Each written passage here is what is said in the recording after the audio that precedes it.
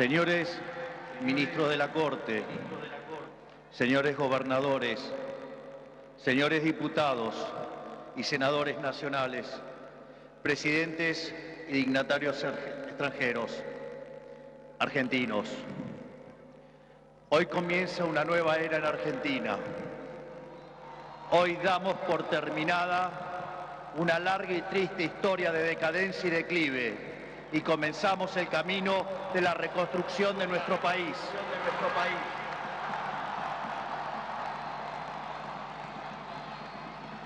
Los argentinos, de manera contundente, han expresado una voluntad de cambio que ya no tiene retorno.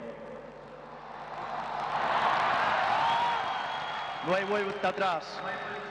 Hoy enterramos décadas de fracaso, peleas intestinas y disputas sin sentido. Peleas que lo único que han logrado es destruir nuestro querido país y dejarnos en la ruina. Hoy comienza una nueva era en Argentina, una era de paz y prosperidad, una era de crecimiento y desarrollo, una era de libertad y progreso. Hace 200 años, un grupo de ciudadanos argentinos reunidos en San Miguel de Tucumán le dijeron al mundo que las Provincias Unidas del Río de la Plata no eran más una colonia española y que a partir de ese histórico momento seríamos una nación libre y soberana. Durante décadas nos enfrentamos en disputas internas acerca de cuál debía ser la forma institucional que nuestro país necesitaba. En 1853, luego de 40 años de haber declarado la independencia, bajo el auspicio de un pequeño grupo de jóvenes idealistas que hoy conocemos como la generación del 37, decidimos como pueblo abrazar las ideas de la libertad.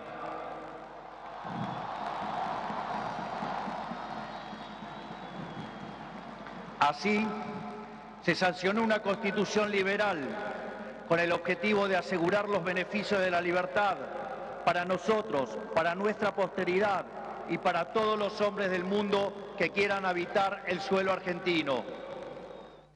Lo que vino después de la sanción de esa constitución de fuerte raigambre liberal fue la expansión económica más impresionante de nuestra historia. De ser un país de bárbaros enfrascados en una guerra sin cuartel, pasamos a ser la primer potencia mundial. Para principios del siglo XX éramos el faro de luz de Occidente. Nuestras costas recibían con brazos abiertos a millones de inmigrantes que se escapaban de una Europa devastada en búsqueda de un horizonte de progreso. Lamentablemente, nuestra dirigencia decidió abandonar el modelo que nos había hecho rico y abrazaron las ideas empobrecedoras del colectivismo.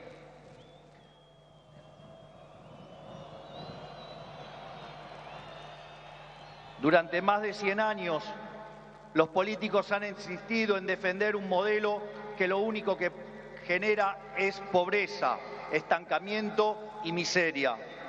Un modelo que considera que los ciudadanos estamos para servir a la política y no que la política existe para servir a los ciudadanos.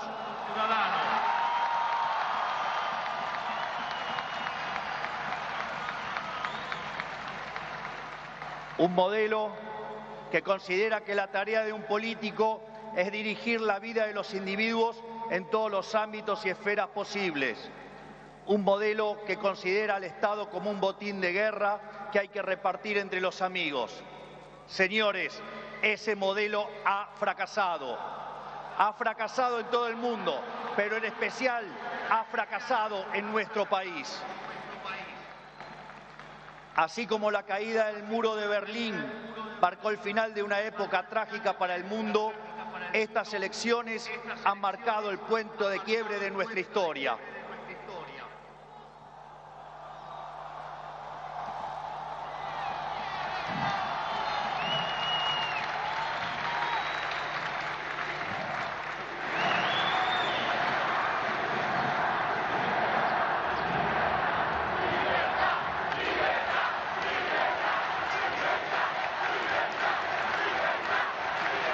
En estos días mucho se ha hablado de la herencia que vamos a recibir. Dejen que sea muy claro en esto. Ningún gobierno ha recibido una herencia peor que la que estamos recibiendo nosotros.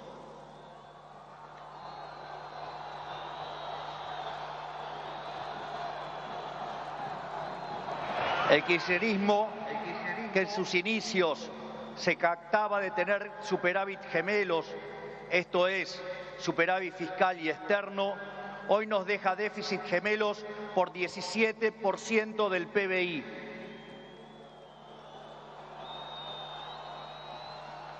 A su vez, de esos 17 puntos del PBI, 15 corresponden al déficit consolidado entre el Tesoro y el Banco Central. Por lo tanto, no existe solución viable en la que se evite atacar al déficit fiscal. Al mismo tiempo, de esos 15 puntos de déficit fiscal, 5 corresponden al Tesoro Nacional y 10 al Banco Central, por lo que la solución implica, por un lado, un ajuste fiscal en el sector público nacional de 5 puntos del PBI, que a diferencia del pasado, caerá casi totalmente sobre el Estado y no sobre el sector privado.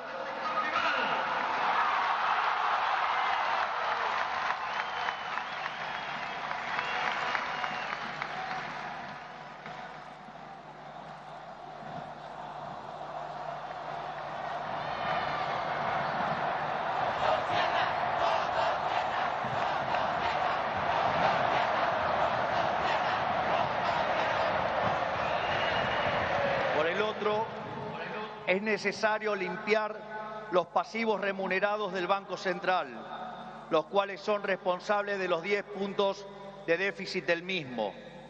De esta manera se pondría fin a la emisión de dinero y con ello a la única causa de la inflación empíricamente cierta y válida en términos teóricos.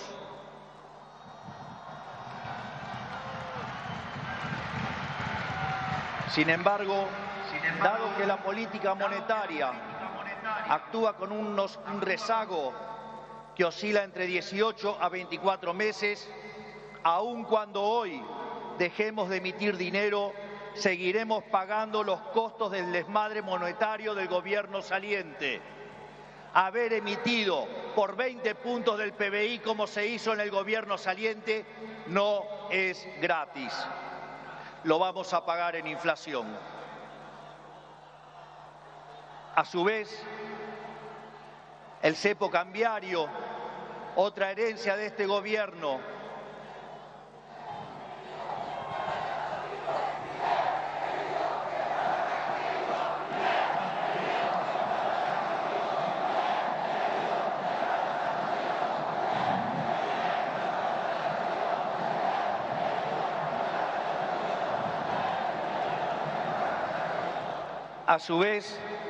el cepo cambiario, otra herencia de este gobierno, no solo constituye una pesadilla social y productiva, porque implica altas tasas de interés, bajo nivel de actividad, escaso nivel de empleo formal y salarios reales miserables que impulsan el aumento de pobres e indigentes, sino que además el sobrante de dinero en la economía hoy es el doble que había en la previa del Rodrigazo.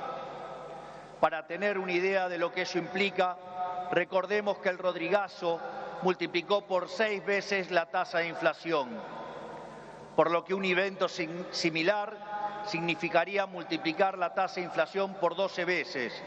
Y dado que la misma viene viajando a un ritmo del 300%, podríamos pasar a una tasa anual del 3.600. A su vez, tranquilos que no termina acá, la herencia sigue. A su vez, dada la situación de los pasivos remunerados del Banco Central, la cual es peor que la que había en la previa de la hiperinflación de Alfonsín, en muy poco tiempo se podría cuadruplicar la cantidad de dinero y con ello llevar a la inflación a niveles del 15.000% anual. Esta es la herencia que nos dejan. una inflación plantada del 15.000% anual, la cual vamos a luchar contra uñas y dientes para erradicarla.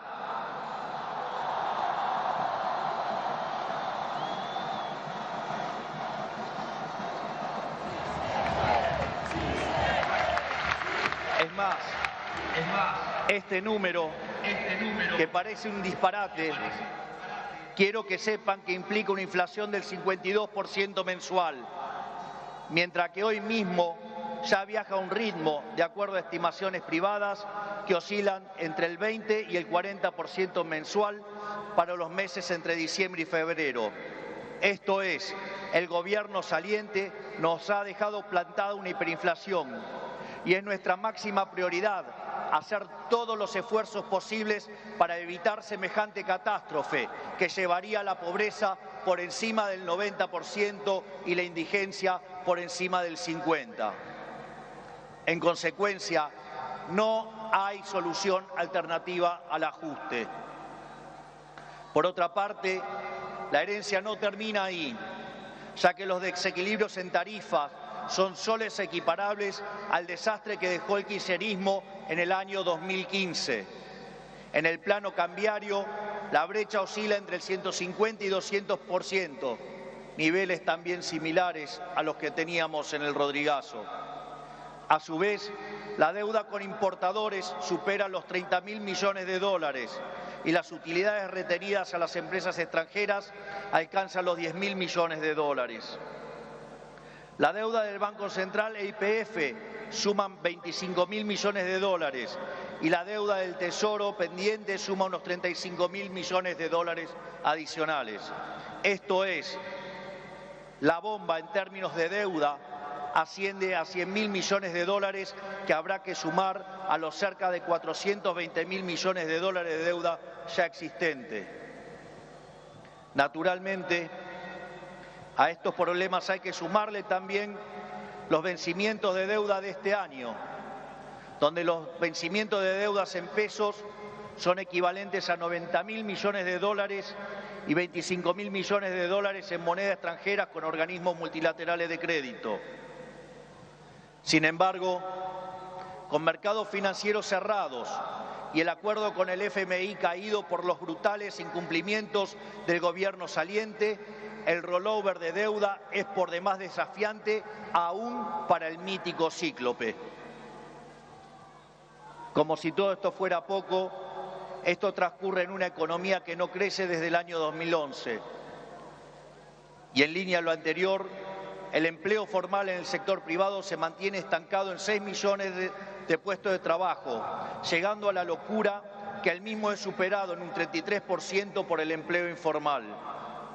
Por ello, no debería sorprender a nadie que los salarios reales se hayan destruido, ubicado en torno a los $300 mensuales, los cuales no solo son 6 veces inferiores a los de la convertibilidad, sino que de haberse mantenido la tendencia de aquellos años, o como lo decían ellos, el maldito neoliberalismo, hoy oscilarían entre 3.000 y 3.500 dólares por mes.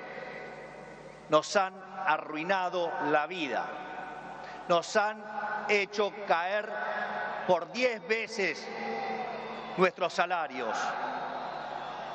Por lo tanto, tampoco nos debería sorprender que el populismo nos esté dejando 45% de pobres y 10% de indigentes. Luego de dicho cuadro de situación, que a todas luces parece irremontable, debe quedar claro que no hay alternativa posible al ajuste. Tampoco hay lugar a la discusión entre shock y gradualismo. En primer lugar, porque desde el punto de vista empírico, todos los programas gradualistas terminaron mal, mientras que todos los programas de shock, salvo el de 1959, fueron exitosos. En segundo lugar, porque desde el punto de vista teórico, si un país carece de reputación, como lamentablemente es el caso de Argentina, los empresarios no invertirán hasta que vean el ajuste fiscal, haciendo que el mismo sea recesivo. En tercer lugar, y no por ello menos importantes, para hacer gradualismo es necesario que haya financiamiento. Y lamentablemente, tengo que decírselos de nuevo, no hay plata.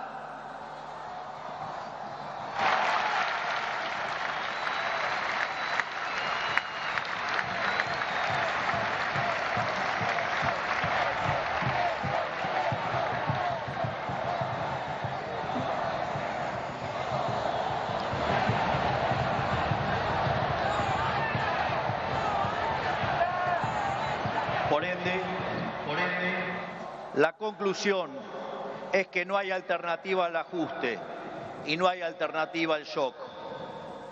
Naturalmente, eso impactará de modo negativo sobre el nivel de actividad, el empleo, los salarios reales, la cantidad de pobres e indigentes. Habrá esta inflación, es cierto, pero no es algo muy distinto a lo que ha pasado en los últimos 12 años. Recordemos que en los últimos 12 años el PBI per cápita ha caído 15% en un contexto donde acumulamos 5.000% de inflación.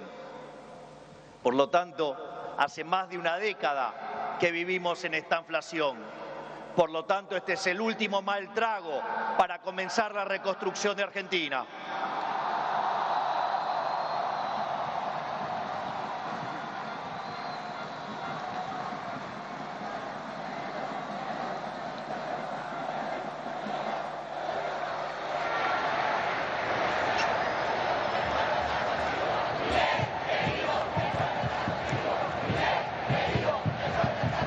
A su vez, luego del reacomodamiento macro que vamos a impulsar, el cual será menos doloroso cuanto mayor sea la caída del riesgo país y cuanto mejor sea nuestra contención desde el Ministerio de Capital Humano, la situación comenzará a mejorar. Esto es, habrá luz al final del camino.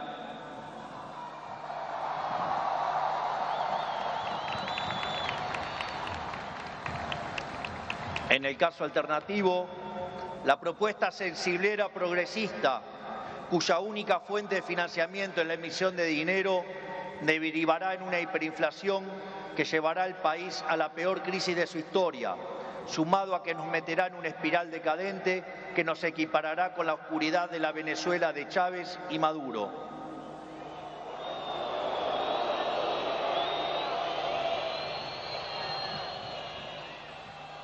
Por lo tanto, luego de semejante cuadro de situación, no pueden quedar dudas que la única oposición posible es el ajuste, un ajuste ordenado y que caiga con toda su fuerza sobre el Estado y no sobre el sector privado.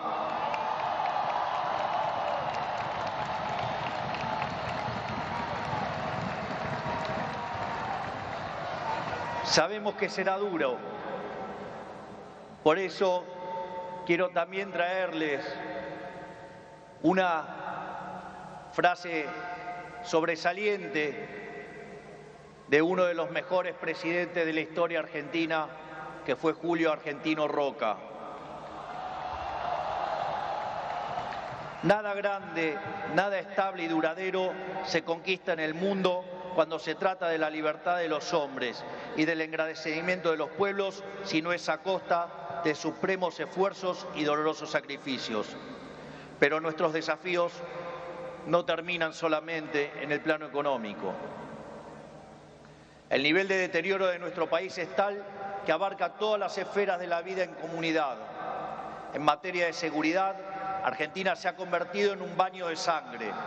Los delincuentes caminan libres mientras los argentinos de bien se encierran tras las rejas.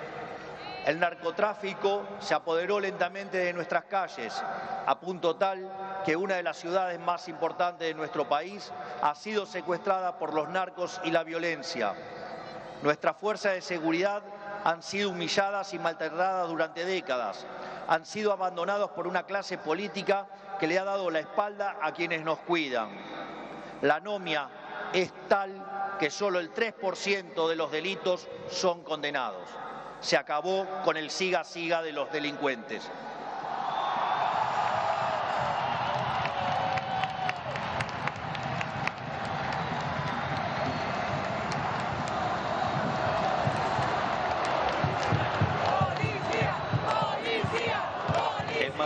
social, estamos recibiendo un país donde la mitad de la población es pobre, con el tejido social completamente roto.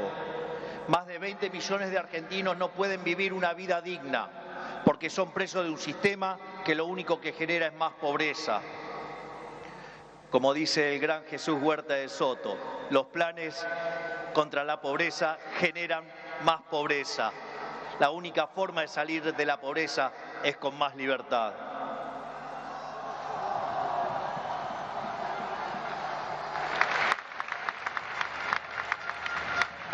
Al mismo tiempo, 6 millones de chicos hoy a la noche se irán a dormir con hambre, que caminan descalzos por la calle y otros que cayeron en la droga. Lo mismo ocurre en materia educativa. Para que tengan idea del deterioro que vivimos, solo el 16% de nuestros chicos se reciben en tiempo y forma en la escuela. Solo el 16%. Solo 16 de cada 100. Es decir, que el 84% de nuestros chicos no termina la escuela en tiempo y forma. A su vez, el 70% de los chicos que sí terminan la escuela no pueden resolver un problema de matemática básica o comprender un texto. De hecho, en las últimas evaluaciones PISA, la Argentina se encuentra en el puesto 66 de 81 y séptima en América Latina, siendo que Argentina fue el primer país en terminar con el alfabetismo en el mundo. Si se levantara Sarmiento y viera qué hicieron de la educación.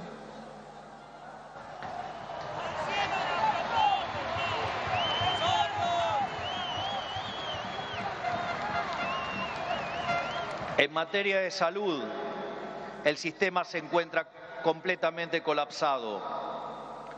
Los hospitales están destruidos, los médicos cobran miseria y los argentinos no tienen acceso a salud básica. Tan es así que durante la pandemia, si los argentinos hubiéramos hecho las cosas como la media de los países del mundo, hubiéramos tenido 30.000 muertos. Pero gracias al Estado Te Cuida y su ineficiencia, 130.000 argentinos perdieron la vida.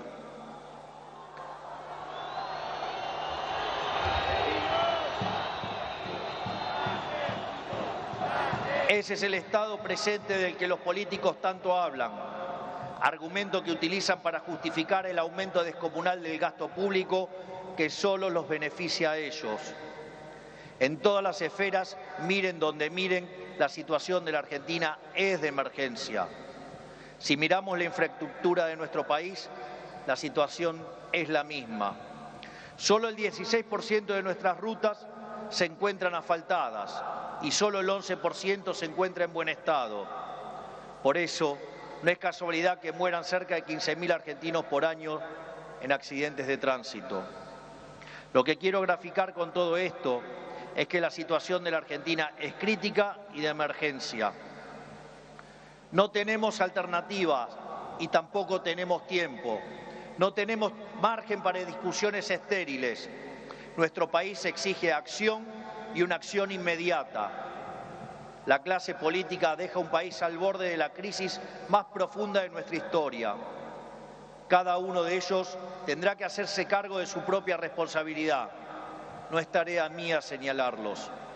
No buscamos ni deseamos las duras decisiones que habrá que tomar en las próximas semanas, pero lamentablemente no nos han dejado opción. Sin embargo, nuestro compromiso con los argentinos es inalterable. Vamos a tomar todas las decisiones necesarias para arreglar el problema que causaron 100 años de despilfarro de la clase política, aun cuando al principio sea duro.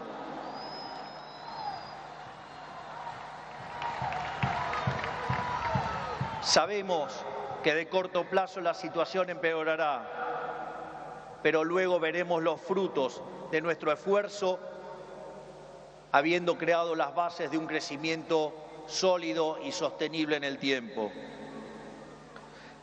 También sabemos que no todo está perdido. Los desafíos que tenemos son enormes, pero también lo es nuestra capacidad para superarlos. No va a ser fácil, 100 años de fracaso no se deshacen en un día. Pero un día empieza y hoy es ese día.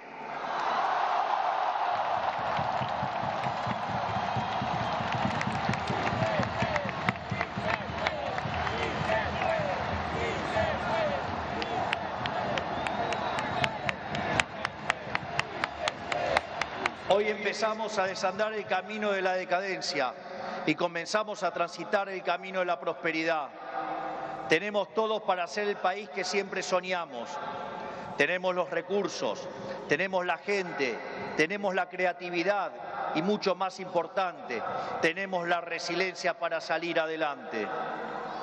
Hoy volvemos a abrazar las ideas de la libertad, esas ideas que se resumen en la definición del liberalismo de nuestro máximo prócer de las ideas de la libertad, el profesor Alberto Venegas Lynch, hijo, que dice: el liberalismo es el respeto irrestricto del proyecto de vida del prójimo, basado en el principio de no agresión, en defensa del derecho a la vida, a la libertad y a la propiedad, cuyas instituciones fundamentales son la propiedad privada, los mercados libres de intervención estatal, la libre competencia, la división del trabajo y la cooperación social. En esa frase de 57 palabras está resumida la esencia del nuevo contrato social que eligieron los argentinos.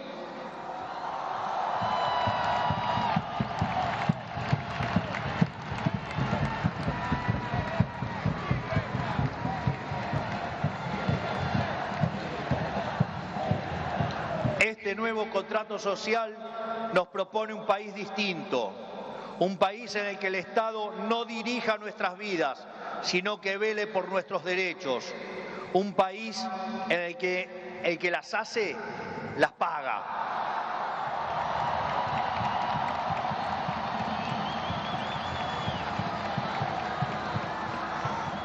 Un país en el que quien corta la calle violando los derechos de sus conciudadanos no recibe la asistencia de la sociedad. Puesto en nuestros términos, el que corta no cobra.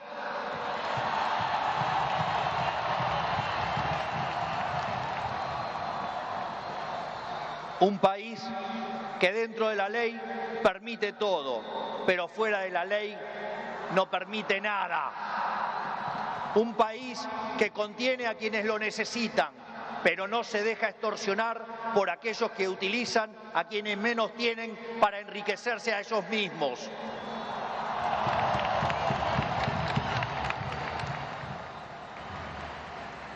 En cuanto a la clase política argentina, quiero decirles que no venimos a perseguir a nadie, no venimos a saldar viejas vendetas, ni a discutir espacio de poder. Nuestro proyecto no es un proyecto de poder, nuestro proyecto es un proyecto de país. No pedimos acompañamiento ciego, pero no vamos a tolerar que la hipocresía, la deshonestidad o la ambición de poder interfieran con el cambio que los argentinos elegimos. A todos aquellos dirigentes políticos, sindicales y empresariales que quieran sumarse a la nueva Argentina, los recibimos con los brazos abiertos.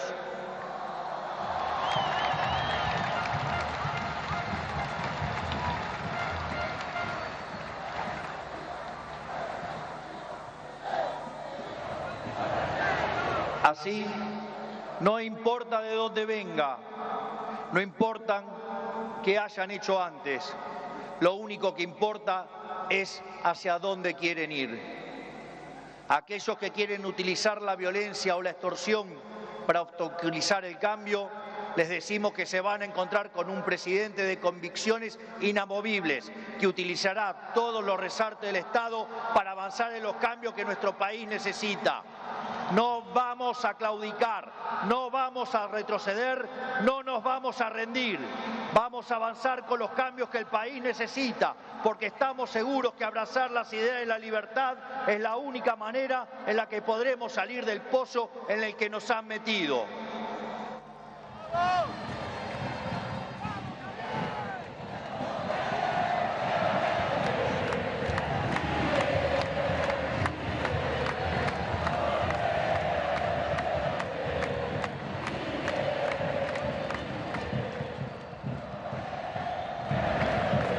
tanto, y para ir terminando, que quede claro, hoy comienza una nueva era en Argentina.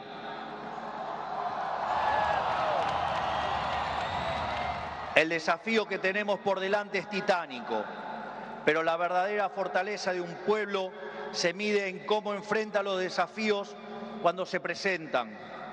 Y cada vez que creemos que nuestra capacidad para superar esos desafíos ha sido alcanzada, miramos al cielo y recordamos que esa capacidad bien podría ser ilimitada. El desafío es enorme, pero lo afrontaremos con convicción, trabajaremos sin descanso y llegaremos a destino.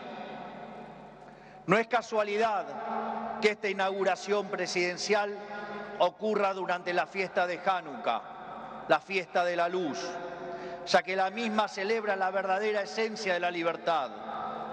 La guerra de los macabeos es el símbolo del triunfo de los débiles por sobre los poderosos, de los pocos por sobre los muchos, de la luz por sobre la oscuridad y sobre todas las cosas, de la verdad por sobre la mentira.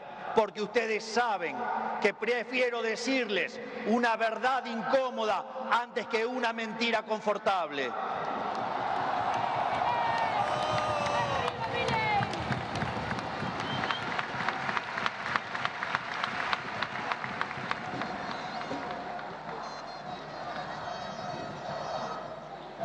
Estoy convencido de que vamos a salir adelante. Recuerdo cuando hace 2 años, junto a la doctora Villarruel, hoy vicepresidente de la Nación, ingresamos a esta casa como diputados. Recuerdo que en una entrevista me habían dicho: pero si ustedes son 2 en 257, no van a poder hacer nada. Y también recuerdo que ese día la respuesta fue una cita del libro de Macabeos 3:19, que dice que la victoria en la batalla no depende de la cantidad de soldados, sino de las fuerzas que vienen del cielo.